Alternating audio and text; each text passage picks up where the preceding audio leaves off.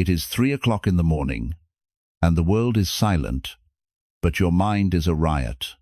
You lie there, replaying conversations, dissecting slights, anticipating future disasters, not the cataclysmic kind, but the quiet, everyday betrayals, the loss of control, the sense of falling short, the anxiety of knowing that, despite your best intentions, you are fundamentally unprepared for the next emotional collision.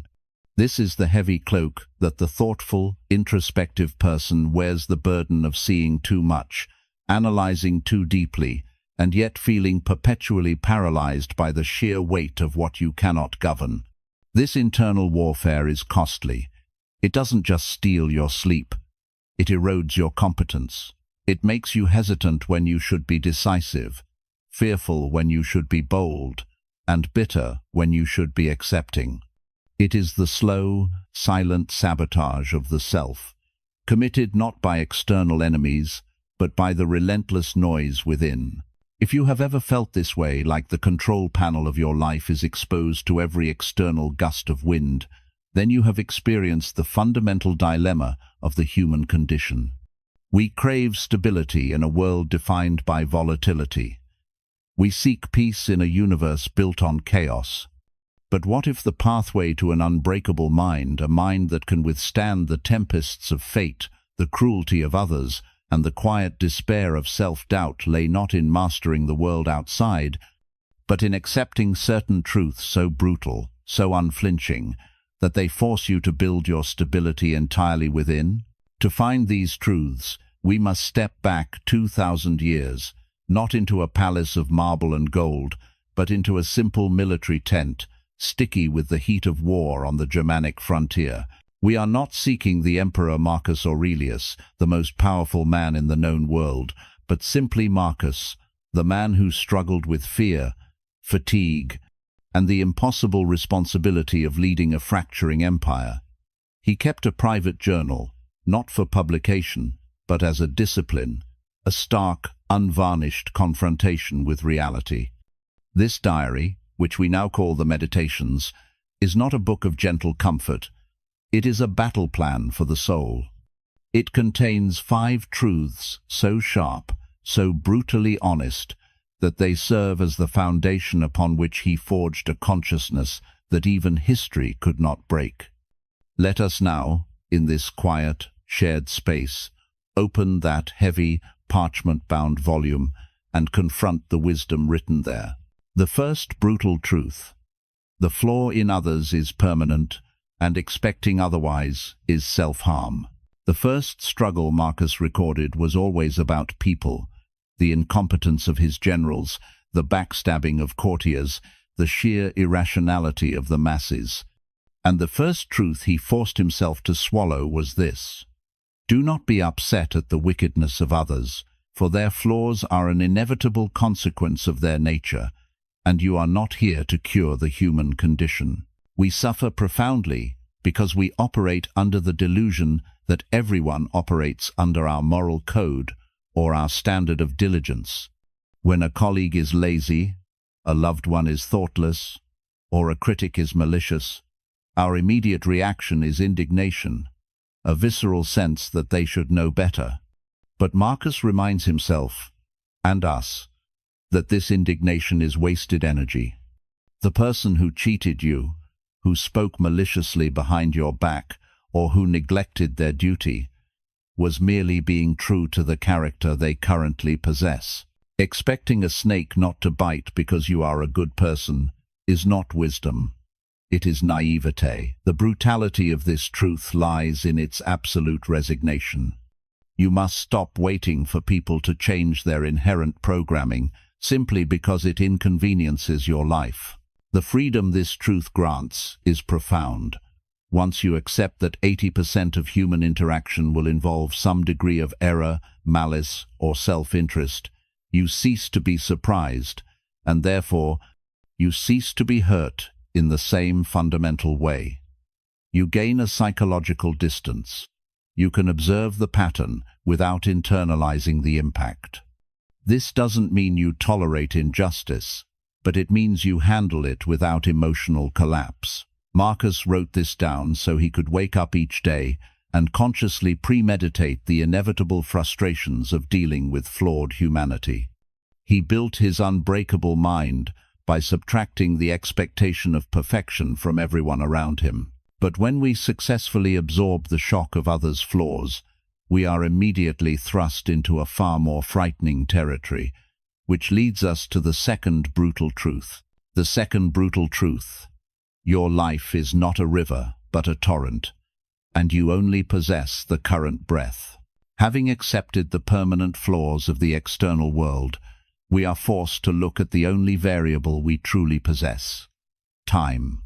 Marcus, constantly aware of his mortality, surrounded by plague, war, and the deaths of his children, came to a terrifying conclusion about our relationship with time. Stop treating life as if you have 10,000 years, for the hourglass of your life is perpetually inverting itself, and the future you are planning for is nothing more than a fiction created in the present moment. We operate under the dangerous illusion of someday. Someday, I will find peace. Someday, I will start that project. Someday, I will confront that relationship. We defer our character, our actions, and our courage to a theoretical future self who will somehow be better equipped or less busy. The brutal truth is that this future self does not exist. The only reality is the present decision you are making, the present thought you are entertaining, the present action you are executing. When you postpone virtue, you are not postponing an action, you are postponing being virtuous. This realization is brutal because it eliminates the comfortable escape route of procrastination and wishful thinking. It forces us to confront the fact that our character is being forged right now, in the mundane, uncomfortable details of the present hour. If you are angry now, you are training yourself to be an angry person. If you are avoiding a difficult conversation now, you are training yourself to be avoidant. The torrent of time sweeps away everything but the immediate moment of choice. When Marcus wrote this, he was reminding himself that the imperial duties, the endless treaties, the military campaigns, the bureaucratic nightmares were only meaningful if they were executed with present excellence and virtue. They could be gone tomorrow. If we accept this profound impermanence, we must then face an even larger, more impersonal truth about our significance within that fleeting time. The third brutal truth: your ego and your suffering are utterly insignificant to the cosmos. After accepting that the only thing we control is the present moment, the internal battle shifts to self-importance. We tend to amplify our own suffering, our achievements, and our failures to colossal proportions. Marcus looked up at the stars from his cold tent and noted, "What is fame, applause, or notoriety? It is a fleeting memory in the mind of a few people who themselves will soon be dead. Look at the vastness of the universe and realize your biggest triumph and your deepest shame are merely a blink in eternity." This is perhaps the most humbling truth. We are creatures that crave recognition. We desperately want our pain to matter, and we yearn for justice to be meted out for the wrongs done to us. But the cosmos is indifferent. The universe does not owe you meaning, nor does it owe you validation. The mountain does not care if you reach the summit. The grave does not care how long your obituary is. The anxiety you feel about a social media post, the fear of judgment from a passing acquaintance, the rage over a perceived insult, all of it is noise, measured against the cosmic silence. The initial taste of this truth is bitterness, a sense of emptiness. But the Stoics saw it as liberation.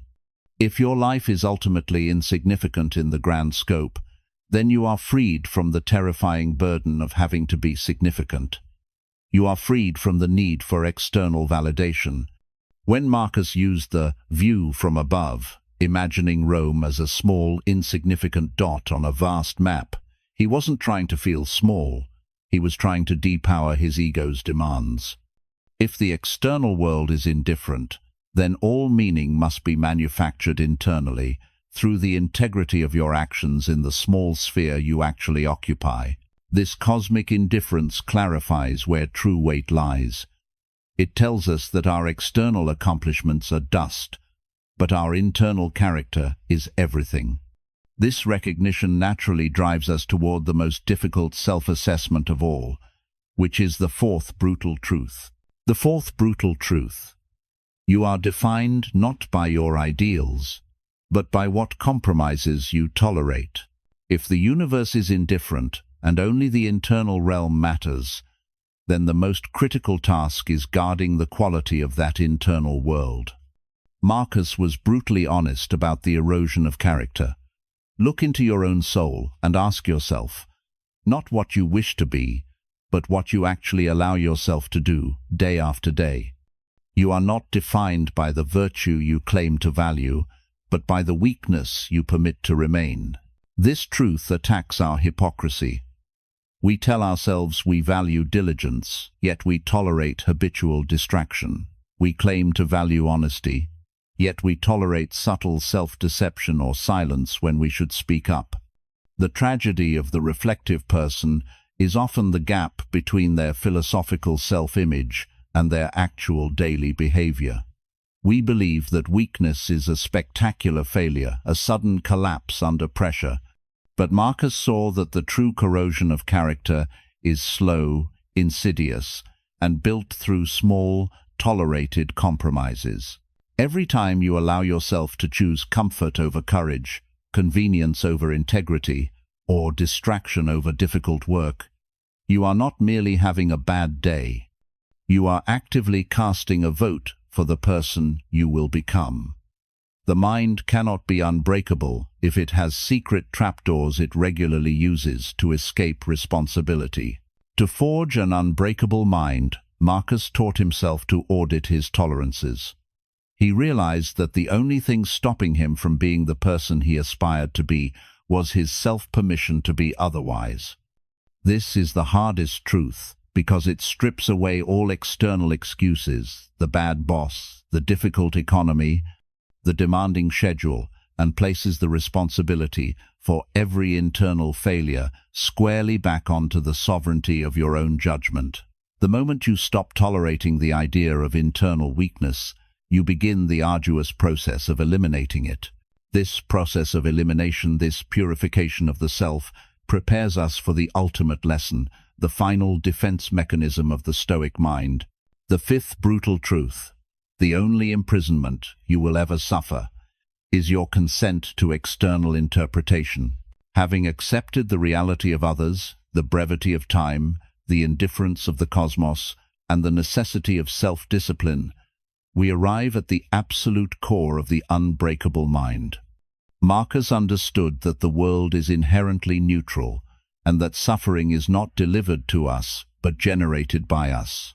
He wrote, "The things that upset you have no power to reach the soul. They stand outside it. Disquiet is not pain. Disquiet is judgment. Choose not to be harmed, and you won't feel harmed. Don't feel harmed, and you haven't been."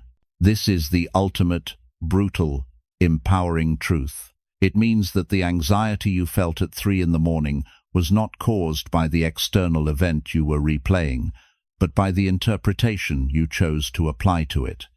If someone insults you, the insult itself is merely air vibrating. The harm only occurs when you consent to the idea that their opinion holds weight over your intrinsic worth. If you lose your job, the loss is an external circumstance, but the paralyzing fear or the humiliation is an internal narrative you are choosing to believe. The unbreakable mind is not one that avoids pain, loss, or failure, but one that ruthlessly defends its fortress of perception.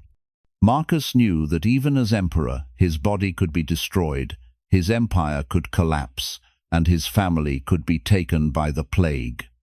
But the one thing that could never be seized, the one sanctuary that could never be breached, was his ability to decide what meaning he would assign to those events.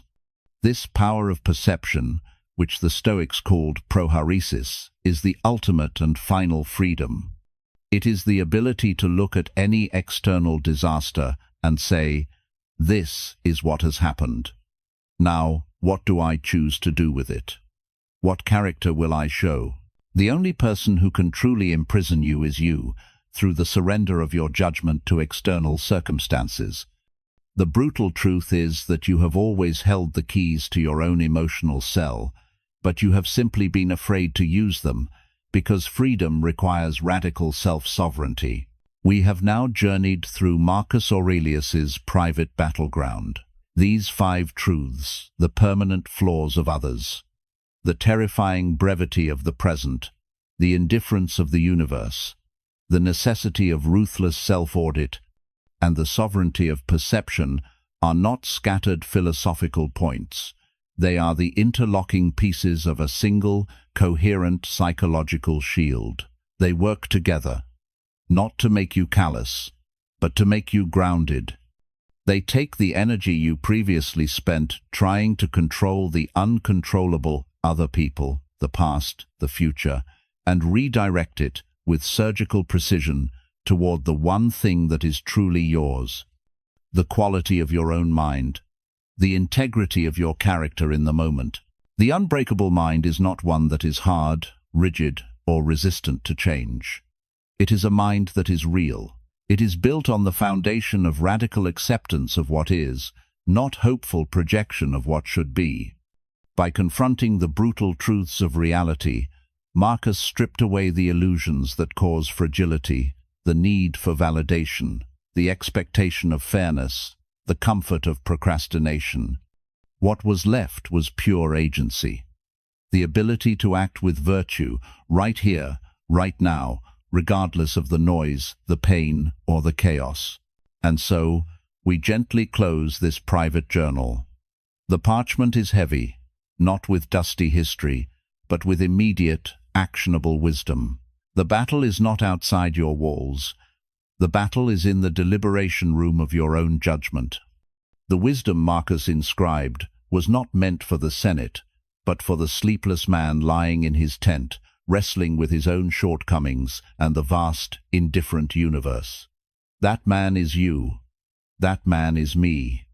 Now, the torch of this philosophy is passed to you. The anxieties that wake you at night are merely tests. They are reminders that you have momentarily forgotten the fortress you built. Do not mistake sensitivity for weakness. Use your thoughtfulness as a tool to apply these truths with even greater precision. The world will always try to wound you, but the healing begins when you refuse to give external events the power to define your internal worth. If this journey through the Emperor's solitude has resonated with the quiet struggles you face, if it has illuminated the path toward building your own internal resilience, then find the like button and strike it as an affirmation of your commitment to self-sovereignty. And if you are ready to begin the work of guarding the only sanctuary you truly possess, subscribe to this channel and stay with us as we continue to translate ancient wisdom into modern strength. Finally, comment the phrase, "I am the fortress," below. Let that phrase be your mantra, the declaration that your peace will no longer be determined by the fickle outside world, but by the unshakable truth you hold within.